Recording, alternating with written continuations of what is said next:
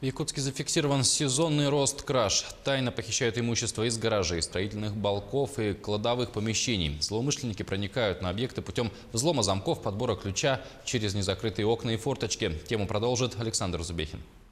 Воруют в утреннее и ночное время суток. Берут все – строительные инструменты, велосипеды, мобильные телефоны, компьютерную технику, деньги, продукты питания и многое другое. В отдельных случаях потерпевшие сами значительно облегчали совершение краж, не обезопасив свое имущество. А как проникли? Она как-то я там вот на ступеньку стоишь, там можно открыть. Вот на эти два полена, да? Ага.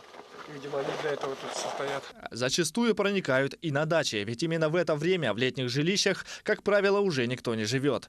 Этой осенью проникли и на дачу Светланы. В пятницу вечером после работы мы сразу же выехали на дачу и обнаружили, что, в общем-то, двери взломаны, окна разбиты. И получается, помимо продовольствия, у нас там еще оставались кое-какие вещи в виде одежды. Все это было похищено. Жалко то, что весь наш летний труд, вот все это пошло, как говорится, на смарку. Злоумышленники пытаются продать то, что похитили.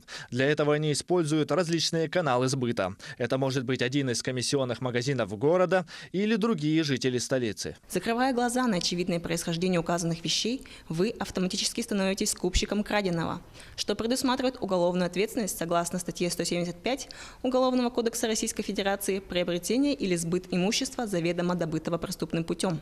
Если приобретаете товар с рук, узнавайте у продавца подробности приобретения им товара, тем самым обезопасьте себя от покупки краденой вещи. Те, чье имущество уже похитили, в этом году сделали выводы и теперь могут дать жителям столицы ценный совет. Я, наверное, буду все-таки умнее и более настойчивее, потому что и буду настаивать, чтобы муж вывез как можно быстрее с дачи. У меня только единственный совет: на даче ничего ценного не оставлять. Уважаемые горожане, если у вас возникли подозрения, что предложенный для покупки товар имеет сомнительное происхождение или вы стали свидетелем кражи, немедленно обращайтесь в полицию. Александр Зубехин, Георгий Григорьев, Якутск.